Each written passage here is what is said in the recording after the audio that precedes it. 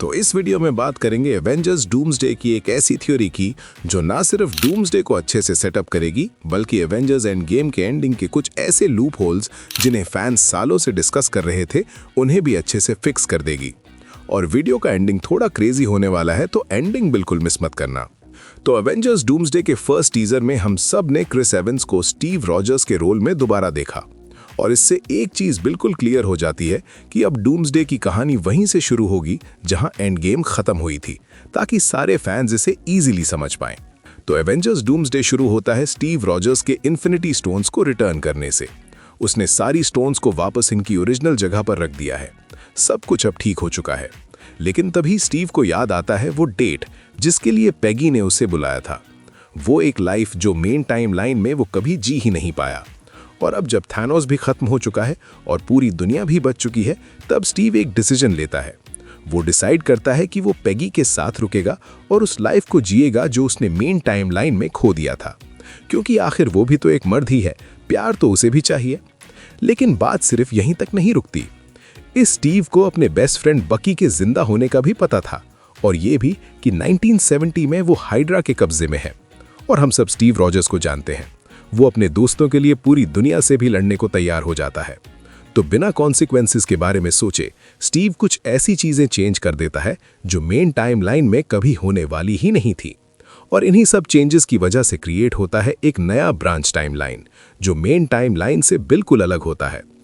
अब आते हैं इस थ्योरी के दूसरे और सबसे इंटरेस्टिंग पार्ट पे। देखो, एवेंजर्स एंड गेम में कुछ ऐसे क्वेश्चंस थे जिन्हें डायरेक्टर्स ने कभी क्लियरली आंसर नहीं किया। जैसे, अगर ओल्ड स्टीव हमेशा से मेन टाइम लाइन में ही था तो किसी ने उसे कभी देखा क्यों नहीं? और जो शील्ड ओल्ड स्टीव ने सैम को दिया था वो आया कहां से? क्योंकि एंड गेम के फाइनल बैटल में तो स्टीव का शील्ड थैनोस ने तोड़ दिया था। और यहीं पे ये थ्योरी परफेक्टली फिट हो जाती है।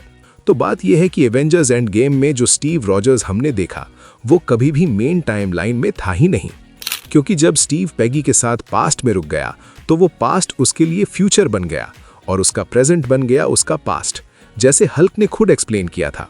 If you travel to the past, that past becomes your future, and your former present becomes the past.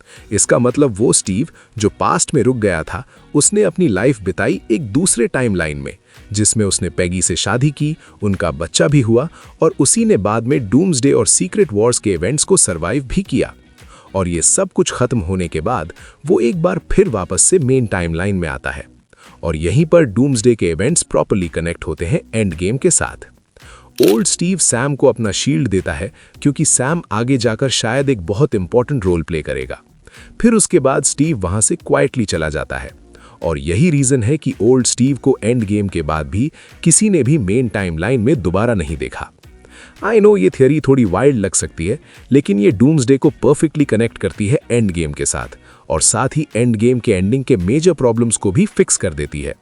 और इसी थियरी से एक और इंटरेस्टिंग स्टोरी लाइन भी निकल कर आती है जो एक्सप्लेन करती है कि डॉक्टर डूम टोनी स्टार्क जैसा क्यों दिखता है। लेकिन उस थियरी को हम किसी और वीडियो में डिस्कस करेंगे। अगर आपको ये वीडियो पसंद आया हो तो वीडियो को लाइक और शेयर करना और चैनल को जरूर सब्सक्राइब कर देना। और इस थ्योरी के बारे में आपके जो भी थॉट्स हों उन्हें कमेंट्स में जरूर बताना।